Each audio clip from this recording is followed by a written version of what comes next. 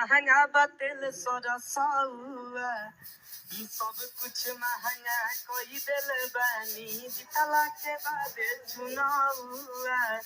cylinder लगे ताव मारतावे चूसले में खून लगे रहुआ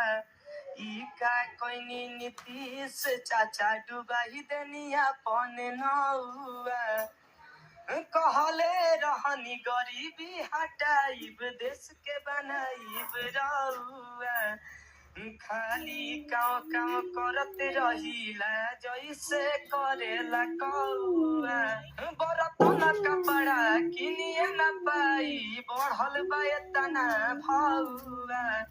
रउए बताई कैसे छबाई गरीब के आंगन मरौआ